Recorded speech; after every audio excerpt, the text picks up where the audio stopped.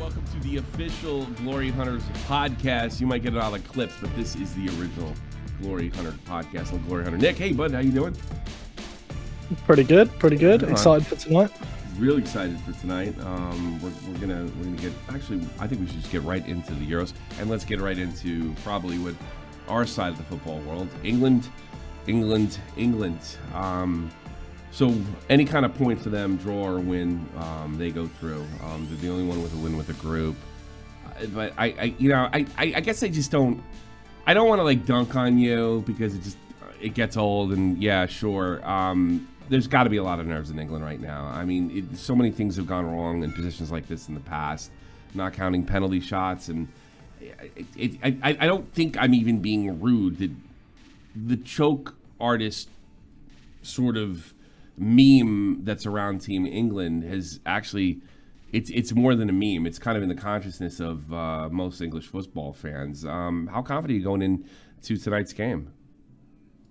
I'm kind of confident, to be honest. That's an oxymoron. Kind of confident.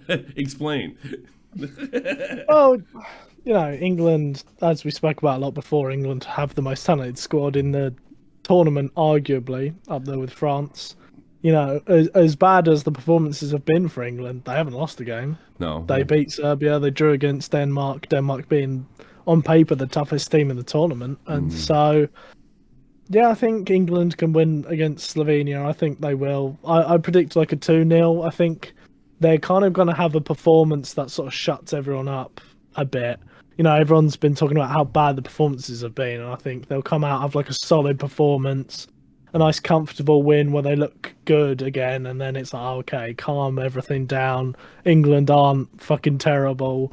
They're actually half decent, and maybe they can do something in this tournament. That's what I could just be the hopeful England fan in me, but I think that's what's going to happen tonight. Well, but I don't think England's terrible. I think you're pretty ignorant if you say something like just England's terrible. You can't take that kind of talent and say they're terrible, but something terrible can happen when the team's mismanaged, and I think most England fans would agree with me.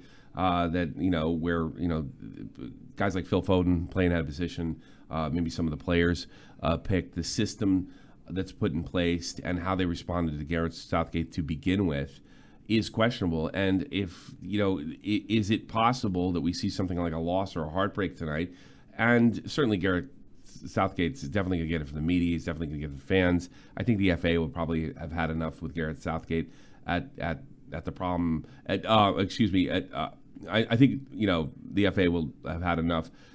Is it sort of fair to say that if this thing goes belly up, that it's just pure mismanagement, because even the poorest of managers could manage this team correctly, and because I'm kind of on the anti-Southgate train now, and for what you said, it seems like he's trying to shoehorn an all-star team where he won't, because he's not going to take a lesser player from a smaller club, even if it sort of fits the role they're in, rather than getting all the big names in there. Is that a reasonable fear? And because what have we seen from England? They haven't clicked. And what you were talking about with your hopefulness is that they click. And in fairness to you, I said that would happen for Germany. Is it possible for them to click under Gareth Southgate? And what is he going to do tonight? Is he going to change anything at all? Well, there's already talk of him making changes to the team already, with Gallagher coming in for Trent Alexander-Arnold, and we're yet to see what other changes he's going to make. So there's already changes in the lineup happening, and yeah, we can see them click. I've always been a big Southgate hater. I've never thought he's good enough to win a tournament. But we've seen England click before, but under him, he's the most successful manager other than back in '66 when England won the World Cup. He's made finals, he's made semi-finals, he's got really far. There's a reason he's still employed as an England coach, and he will go down, at least merit-wise, as one of the greatest coaches that England have ever had, even if quality-wise he's not necessarily one of the greatest England have ever had. Maybe because I grew up rooting for big teams like the New York Yankees, but he's the greatest in the modern era because he's made a few finals and semifinals. That never closed the deal. That just seems like almost ironic. That it seems like you're lowering your standards. I mean, Well, but I mean, I can't deny that he's been the most successful and he does get them there, but they can't close the deal. But this is a different type of problem. This is potentially getting eliminated from the group. And we know how things can go in a football match. Sometimes, you get situations where guys just can't put it in. The defense and the goalie goes berserk. They're just, they keep it out. I mean, is a 1-0 loss in the cards for England? I mean, I could see something like that happening. I don't think it's completely ridiculous. What are the teams they're actually in trouble? Obviously, Switzerland, Germany's through. Looks like Hungary's through as well. Scotland finishes last in the group. Spain and Italy. Big late goal for Italy, just essentially eliminates Croatia. What games matter going forward in your opinion? Well, a lot of them matter, I suppose, because we're getting into the last parts of the groups where we find out who's going to play who in the knockouts based on what happens in these games. So obviously, all of them I think are going to be big. I meant in like for elimination, like who's going, who's staying. Not so much. Obviously, all these games matter as far as how the tournament's going to shape up from here forward. But I mean, who's in danger? Who should be good? Who's expected to win? I mean, obviously, Ukraine. Teams like Ukraine and Georgia have no chance. But what if you were going to tell somebody there's a key match coming up? Like, what am I looking for going for the rest of the tournament? Well, you say Ukraine have no chance, but they have the same amount of points as everyone else in their group. I think That's Group true. B is the one to look at. All three of them are on. Oh no, all four of them are on 3 points. That's so true. They have one win. I didn't realize that. They have a win. every single game, Oh like God, the look last at that. two games. I didn't realize that. Yeah. I thought they lost both games. I apologize. Oh, so that group is wide open. Romania. Yeah, Group Belgium. B is definitely an interesting one to watch because, literally it could go anyway, like based purely on the fact everyone is on the same points. So this game means everything for all 4 teams going into that. Whereas you look at like the Netherlands-France group, Poland are already gone from the tournament, and so it doesn't matter so much on.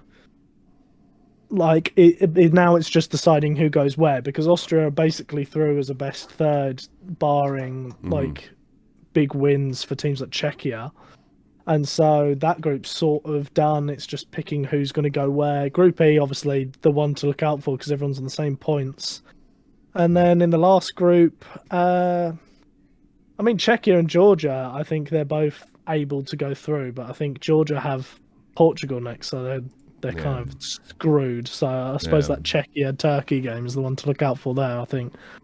Because you could easily see a Czechia win there, and then all of a sudden they steal the second spot, and Turkey maybe not even make it through as a best third. So that'll be interesting. When do the elimination games start or the knockout? What do we have here? We do have some matchups finalized already. It looks like Italy will open up against Switzerland on the right side of the table, but there's been nothing else decided. I guess, it looks like all the big teams will be playing smaller teams thus far, at least in terms of size and past reputation. So, because I didn't want to see sort of it because there's a potential of Italy playing Germany right off the bat. I don't want to see 2 big fives go at it early. Well, you've got the potential of England playing Germany now. If England, I don't want that. You really don't want that if you're a German fan, even if England's kind of sputtering a bit. That wouldn't be good. But I mean, if England wins, will they play Germany or will they avoid Germany? If they draw, I guess they play Germany, correct? If England win, they play a third place, one of like Austria or Czechia or someone like that, I think. Sure. But second place in England's group plays Germany. As you can see, they're Germany versus 2C. And so if like England draw against Slovenia tonight and Denmark win, we'll see England versus Germany there. Okay. So today is kind of big for England, where they kind of need that win against Slovenia if you want to avoid Germany, because you're looking at potentially Germany in the next round, one of the toughest teams to beat in the tournament, or a third place team, which you're going to feel a lot more comfortable going up against if you top the group. So it adds a bit more stakes to that England game again, where you want to avoid Germany this early in the tournament. Yeah, you are looking at a potential quarterfinal between Spain and Germany, so that's going to be that's going to be rough. But the quarters, when absolutely everything counts, and you have to be tip top. So the party's over soon. It's going to get real tough. Let's move over here. I'm not going to go over this article, but apparently Gary Lineker, Alan Shearer, one of the greatest English scorers and probably debatably one of the greatest English players of all time, has been getting in a back and forth with Harry Kane. I guess Gareth Southgate. I mean, this article is funny. It's literally like Southgate responds. He responded by not responding, which is hysterical, and reporters are useless. Yeah, they asked him. He responded by saying, "I don't care." I mean, literally, but that's not what's interesting to me. Both these guys are legends for England. Is that fair to say? Obviously with Shearer, but Lineker too, which I'm less familiar with. Yeah, Lineker was in the teams of the 90s with Gaza. And Barcelona player. Yeah, Lineker's up there with the English greats as well. And their criticism is Kane himself, or their criticisms are of Southgate, like everybody else's? Well, from what I saw on their podcast, they were talking about Harry Kane specifically, but I think, yeah, some of it will come down to what Southgate wants. So they were basically, like, some of the things they wanted was they want Harry Kane to play further forward, play on the defence, rather than what Kane always does is come deeper and play make a bit more, which is obviously one of the reasons why he's so good. Yeah. Whereas they want him to play more a bit old school, where instead of coming deeper, to just sit forward and push back the defence.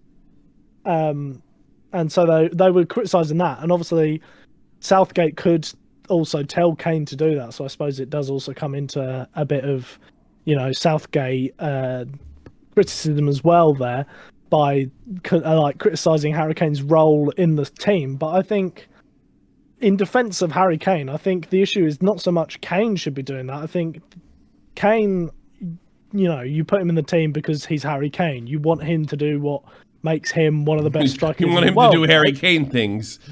Yeah, exactly. And so the issue is, all right, you don't have that man pushing forward the defence. Harry Kane doesn't do that for Bayern Munich. Harry Kane didn't do that for Tottenham Hotspur towards the end. The reason Harry Kane's considered one of the best strikers in the world is not because of that, it's because of what else he does. And so instead of complaining about what Harry Kane's doing, which Harry Kane always does, complain more about the fact that Southgate isn't plugging the holes which that creates. All right, he likes to come deeper, so play someone like Gordon, or another runner, or like Watkins out on the wide maybe, who can then do what Kane isn't doing by having them play pushing further forward and having them running in behind, which is something that players like Gordon and Watkins can do. But instead he's playing people like Foden and Bellingham, who all like to do what Kane does. And so, yeah, they're criticising what Kane is doing, saying he should be playing further forward, when I think the criticism should more be, why isn't Southgate playing people who complement Harry Kane, rather than expecting Harry Kane to do something else than what Harry Kane excels at? I think it's such a ridiculous criticism if directed towards Kane. I think the criticism is fine. I'm guessing Shearer wants to simplify his role, completely have him concentrate on scoring goals. That's exactly what England needs right now. That seems like a real legitimate criticism, but that's a coaching decision. And I think, if I would imagine, with just the character that Harry Kane shows, if they told him, "I don't want you to drop him back anymore. That's it. You're Ronaldo out there. Look for the goal, bury it," and that's it. That's not a Harry Kane decision. And I tell you something, for two guys that never actually took anything home, that seems to be a hell of a sort of jealous-like criticism. Shearer, as great as he was, you can name 10 other players in his era during the era that were 10 times better than him. Yes, I know he scored the most goals in the Premier League for the longest period of time, but that was when the Premier League was a secondary to Serie A. I really, the balls of these guys to direct this towards Harry Kane. So it's almost like, now if Harry Kane has been told to drop back, and we don't know whether he was or not, by Gareth Southgate, he's going to do that. What are they telling him to do? To upend or not listen to the coach? I mean, this seems to be a strictly coaching criticism that they're making, and apparently, Kane's been going back and forth with these guys, and considering Shearer's the type of player that he is, the Shearer that the place he holds in England's heart, it just makes him look like a jealous bitch because he couldn't get it done, and Kane's gotten closer than all those jackasses have. I remember years where England couldn't even make it qualify for these tournaments. They weren't here in Germany in 2006. So, I mean, it just seems so bizarre and so misplaced to criticize Kane for doing like you said, what Kane's done, rather than somebody should be going there and tell Kane not to draft back in this particular situation because we need goals now. Is that a good or fair read of this situation as a non-England fan? Yeah, I think, it's just them saying, because the thing is, like, when you look at Lineker and Shearer, they're basically asking Kane to do exactly the way they used to play. So the old farts are like, you got to do it the way. Well, football hasn't changed since 1999. Like, give me a break, guys. Like, are you nuts? And not to mention the fact, maybe that's what Southgate wants him doing. I'm not saying the criticism itself isn't legitimate. It very well may be. Maybe a simplified Kane role would benefit England greatly. Sure, let's talk about it. But how does that make Kane a bad guy? I mean, it just makes you guys look like, oh, you got to do it like I did. Well, it's not the same. It's completely different in a post Pep Guardiola era. I mean, it just seems nuts to me. That's all I got on that. I mean, unless you do. Yeah, I've got nothing to add. Yeah, okay. I'm sorry. You guys sound like a bunch of jealous old men. It's just that simple. You sound like a bunch of jealous old men, and it's shameful considering how great you are. Well, if I was out there, if you wouldn't be doing anything. You'd be doing what you're told. You don't get free room to roam anymore and kind of do your own thing in a post Pep era. Or even, well, actually, it shouldn't say a post-Pep era. This is the Pep era. You don't get to do any of that shit anymore. There was a lot more freedom for English players back then to kind of, pick their role? I don't know. You would know more about that era than I would. I wouldn't know exactly about the coach. Well, were they allowed to just say, hey, fuck off, coach? I'm doing what I want? Not, no. Look, certainly, I don't have the skill or the talent or even the knowledge of an Alan Shearer, but I do have. There's a certain amount of logic that goes into this that the criticism is misguided, unless for some reason Southgate's telling him to play forward and Kane's not listening. And something tells me with Harry Kane's reputation and just the way he carries himself, that's not the case. I think he does what he's told. I'm sorry, you guys are assholes. I'm moving on. Madrid captain Nacho to leave his boyhood club at Real Madrid, and he is headed to MLS, if I'm not mistaken. Has that been? Oh no, he's going to. He's going to Saudi with a name I can't pronounce. Thoughts on Nacho? I guess quick thoughts on Nacho. He's sorry to see him going. Definitely a great player, certainly a legend for Real Madrid. Anything to add before he makes his bazillions? Enjoy the bazillions, I suppose. Enjoy the bazillions. He's a lucky man to have played for Real Madrid as long as he has. Yeah, you're not a fan, or you just hate Real Madrid that much? No, I just think he's a okay player. No. Oh, okay. He's not a Sergio Ramos. He's been there for being on that club for that long, and he's got a lot more than that trophy. Certainly contributed. Oh, yeah. He's had a very successful career, and I think he's a lucky man. Do you think he's one of those maybe those role players that maybe England lacks right now because they try to shoehorn all their stars in, and maybe that a guy like that may not have the quality, but he does other things off the ball that are so important and maybe a little underrated by your average coach, where their above average coach sees the value in it. Because I've seen this in other sports as well, especially in hockey. There are guys in there that aren't necessarily skilled or super talented that do things off the ball that create great offense or stops great offensive players from moving into your box. Is that's the way I see Nacho Fernandez? That's the kind of player he is, and I think they're vital. I don't think you can overstack a team with. I mean, look at all these experiments in all sorts of sports, but the most recent example being PSG. If you overstack a team, it just doesn't always click, whether it be ego or you have a lack of players like these. Is that fair to point out? I think so, yeah, but I don't know. I think you can just do better than him. I think he's the kind of guy that he could easily spend his entire career at Sevilla and no one would really take a massive notice of him. Okay, all right, I'll leave it there. I'm not in a position to argue. Let's talk a little Copa. A shocking 0-0 draw against Costa Rica. They got to be happy about that. Costa Rica, big pain in the ass. For teams like the bigger clubs in CONCACAF like Mexico and the United States, they even it's a tiny country. They really I just went over the lineup. They don't really have guys in clubs that jump at you. Maybe some you identify, maybe more that you have to look up and see what country they're from. You think it's a bump in the road for Brazil because they have not been the tournament team since 2002. Do you think is this a sign of things to come, or certainly they'll get it together because just the talent's overwhelming? Maybe it is for this tournament a sign of things to come. I know obviously they've had some issues recently. I know there were some people who were sort of predicting that they wouldn't do too well in the tournament because they were looking shaky going into it, and so this just sort of adds to that, where maybe in a tournament that some people maybe thought they would have won, now it's like, oh, okay, maybe they're not quite the force they are, and someone like Argentina should be comfortably ahead of them. But I think as far as like the Brazilian national team goes, I think this will just be a bump in the road. I think they've got a lot of really talented young players coming through, as they always do, and I think we're just like in that sort of stage where like every nation goes through it, where they're not quite as talented as they used to be.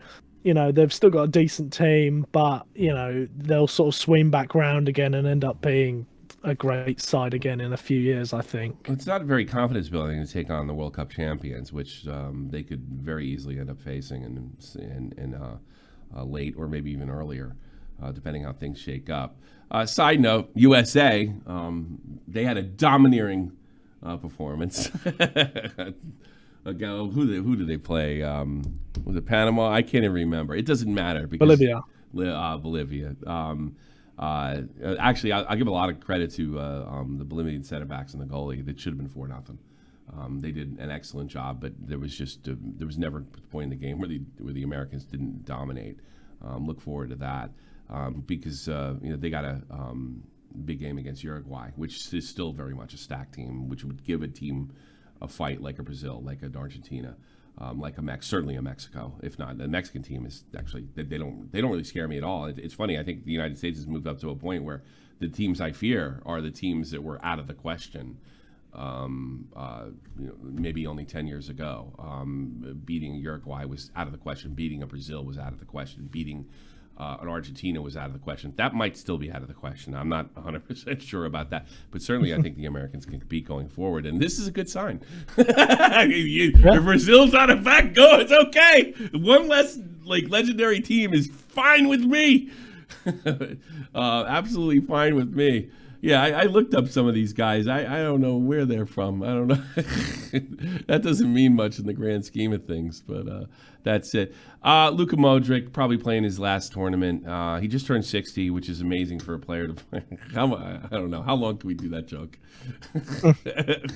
Till he retires, I suppose. Yeah, actually, this emotional moment, I don't want you to think that old Luka was crying here. It's actually a reporter that was kind of emotional. He's like, I wish you would play forever because you're one of the best players I've ever seen. I do think he's one of the best players I've ever seen. And certainly one of the most consistent, one of the most decorated. Anything to say about Luka Modric? Maybe a little better than Nacho Fernandez?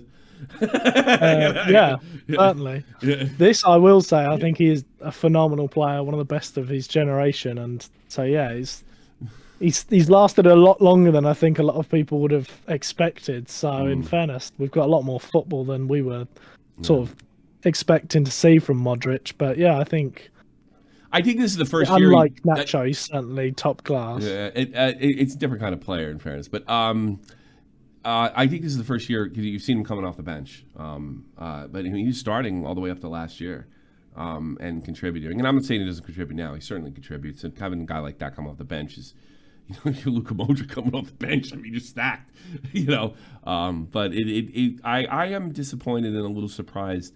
I expected one of the two, either Italy, because then they were shaky at times. I don't think it was unreasonable to think that Croatia could come out of their group and even do some damage. We've seen situations where they just can't close the deal in the final. They're the new Dutch in a lot of ways.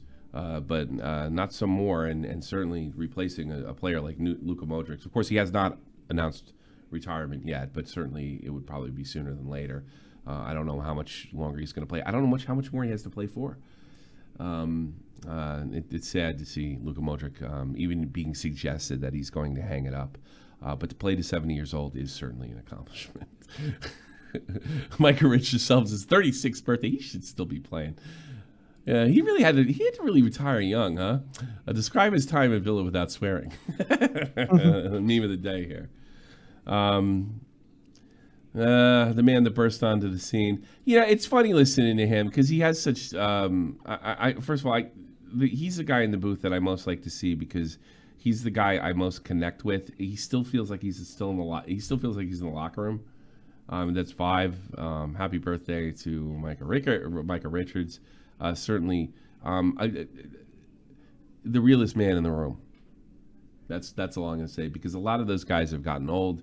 They've gotten stuck in their ways. They become media people, and I think Micah Richards is still a football guy, and just he has this sort of boyhood charm that I think that keeps that from becoming just a bunch of grumpy old men that are still mad at Alfie Halan.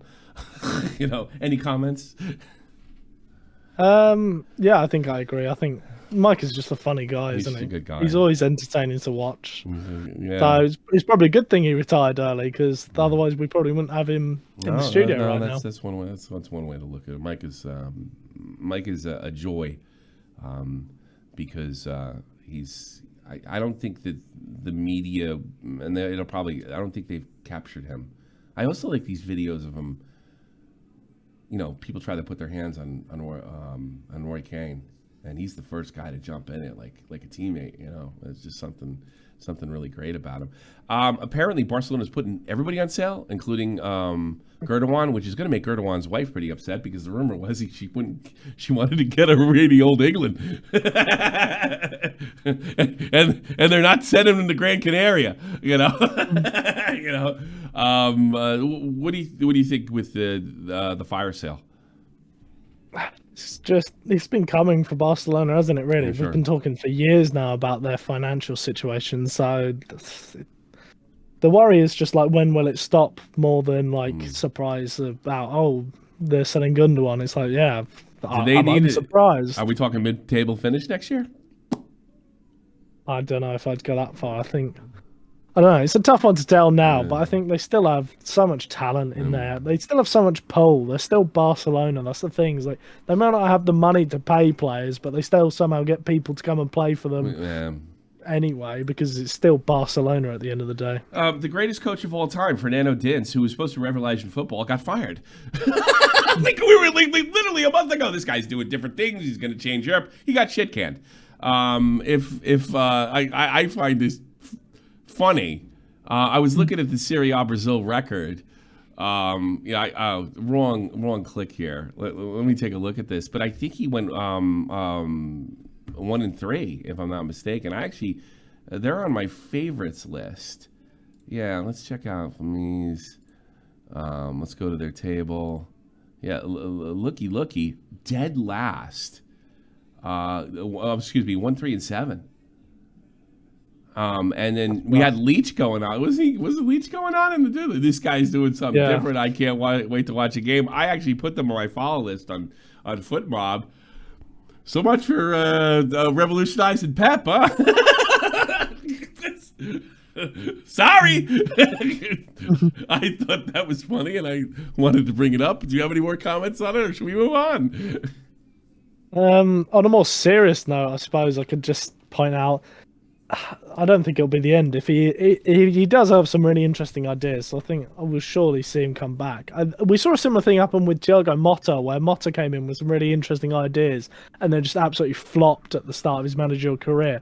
But he's just had a fantastic year taking Bologna to the Champions League, and he's getting the Juventus job now. So it's not necessarily the last we'll see of Deniz, but it's funny that he was revolutionising everything 1 minute, and then now he's on the bottom of Brazil getting sacked the next. Yeah, I'm not rooting against the guy by any chance because I don't root for styles of football to succeed. I just want people to succeed. But I just thought the whole thing was funny, and I just wanted to shit on Leach. That's basically it. Name I haven't heard in a while. Ruud van Nistelrooy, attempted by Man United to be a part of Ten Hag's new staff. I don't know what's been going on with his coaching career at all. I don't. I know this is kind of, you're into the coach realm of things more than anybody I know. Is this going to have any kind of impact? Certainly a great player. I don't know on the coaching end. Is this going to help Ten Hag, or is this going to create like maybe too many egos? And you don't want guys. You don't want a situation like what happened in the New England Revolutions, where the coaches start fighting and people getting fired when they're in first place overall, only to lose that trophy because of a disagreement with Bruce Arundel. What do you think here? Is this going to have any bearing, or is this a throwaway story? I think if it happens, I think he could have a positive effect on the team. You've got a United legend there stepping in. He's going to have he's going to command respect a bit more. Respect, for sure. Yeah, exactly. And so maybe that can help bring a more legitimacy to Ten Hag, especially if United start to have the turnaround the squad needs. Start bringing in new players. You bring them in. You've got Ten Hag, who's did a really good job at Ajax, and he's the leader of the new project because United seem to be backing him over players now. And then you've got this United legend in Ruud van Nistelrooy stepping in there as well as another voice in the locker room, sort of helping out as well. I think it could have a positive impact. And as far as his coaching career went, he was PSV manager last season, I believe. Well, like the season before now, obviously the season's over, but he was doing a pretty decent job, and then he sort of stepped down from the role, and it came like slight surprise. It was like, oh, well, he wasn't doing too bad. I mean, we've seen Peter Bosz come in since and absolutely destroy the league with his PSV team, so who knows what happened there. But yeah, I think he seemed to have some promise as a coach, and his history with the club. I think it's all going to be positive for Ten Hag if he can bring Van Nistelrooy in and sort of be an extra voice who knows the club and will command the respect of being one of the greatest strikers. This doesn't hurt anything. I think that's what I was trying to get at. You're bringing does bringing in a United legend kind of clash with Ten Hag because he has enough problems over there without. Is there a situation where they might listen to Van Nistelrooy over Ten Hag because Van Nistelrooy is who he is? I mean, those are scenarios that I'm thinking of, but I guess you don't see that. Maybe. I think it will come more down to Van Nistelrooy than anything, I suppose. Yeah. If he starts to get a bit of a following where the players seem to listen to him a bit more because of who he is, and he decides to use that if he acts like advantage to take over, who knows? But if he acts like Alan Shearer. Yeah, exactly. He decides to fuck it, I'm going to take over now, and the players are following me. Who knows? But, but I'm not saying that I know anything either that he would even do something like that. I was just asking Nick because he knows. And let's move on. Look, R9 looking a lot, but we've seen him look a lot worse than this. It's really nice to see him with, of course, legend Mike Tyson. And you pointed out that he looks like a cardboard cutout. He kind of does. He just looks really weird in that photo, doesn't he? Very flat. He's training for a fight with Jake Paul. It's just good to see R9. I think we really got robbed. As good as he was, we really got robbed. We should have saw much more. He really, in a lot of ways, he should have retired 10 years ago. Not when he did. It should have been only when he was about 37, because that seems to be when the super greats retire. And it just seems like he was here and he was hurt a lot, but every time he played, like after coming off one of these injuries, he played like the best player in the world. And I remember how much that was the first guy in the States when I hate to say when soccer was new, but when it was starting to get sort of primetime play after '94 in the World Cup. This was the face. This was the face of the whole soccer world. It was R9. And said, obviously has some weight problems. I heard they're not really his fault. They're glandular or something like that.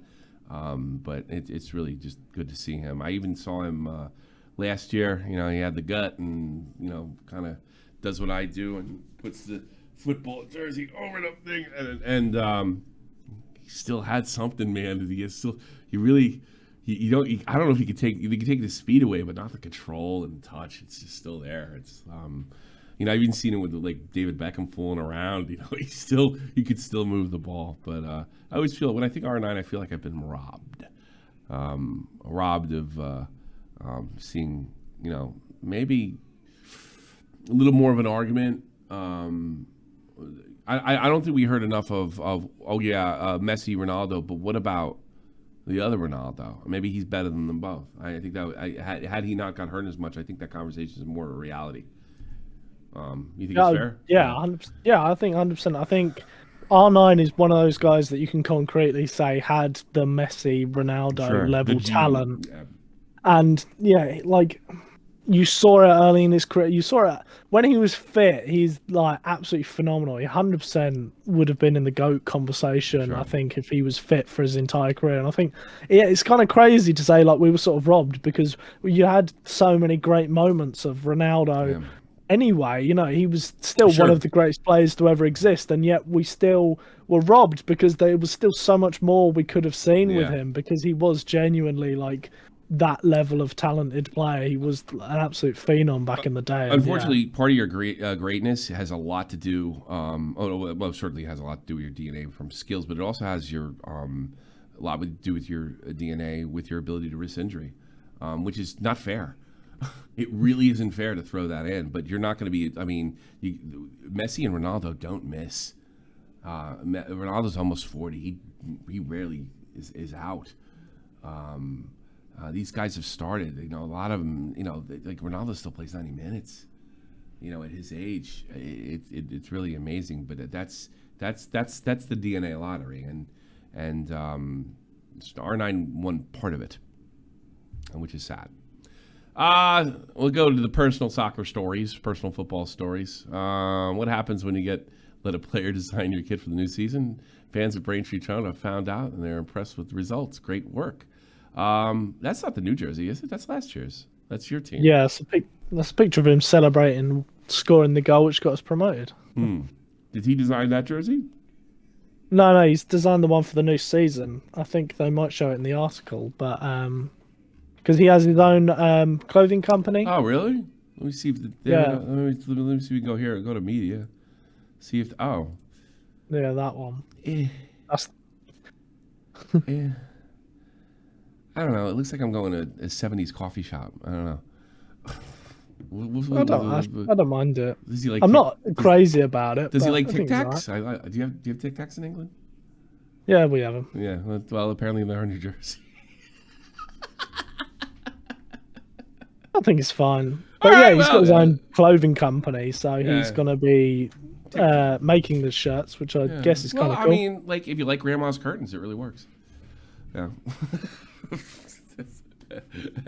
that's all we got. My personal soccer story of the day, I got a Tolkien jersey. What do you think? It doesn't look that good on TV, but I don't know. It's very cool in person. I swore I'd never buy this, and I did. And I'm very happy with it. Super comfortable. And spent $2. MLS, of course, the most expensive of all football jerseys. You go to the shop, you might get out of there under €80. No. And don't think, what's her name? The stunt peg. She's the English girl of Italian descent that has her own, she travels around. Have you seen that? I've recommended that channel to you before. Stunt peg. Have you watched it? She's an Away Days type streamer or not streamer, YouTuber. I've seen a couple of her videos pop up. She was there when Heidenheim got promoted. She was actually on the ground when Heidenheim now in Europe next year, which is just completely unbelievable. Great channel, super channel. Really like, and she's easy on the eyes too. I know that'll probably get me Coomer status, but I don't care. I'm Gen X. I'm allowed to like women. It's great. And then the other thing I wanted, so I can order jerseys like straight from the source, all over the world, from Mexico, from everywhere, and this is really nuts. I go to get a Morgan jersey for Scotland because he only played 10 minutes, and I don't know. I thought it'd be cool to have a Morgan jersey since I'm a Metro Stars fan, and they don't ship to Germany. Every other country ships all over the place. They ship UK only. Are the Scottish against making money? I know they're cheap, stereotypically. Are they against making money? Why can't they say, I pay extra? I know it's free shipping all around the UK. Like, what? Any insight? I don't know. It's Scottish for you. Yeah. Useless bastards. Yeah. They probably expected no one outside of Scotland to actually want them. That's what you were going to say, but there's lots of people of Celtic descent all around the world. They're traveling, well, especially the Irish. They're traveling people. I'm not calling them all travelers. But, I mean, like, who wouldn't want a Scottish? I don't know.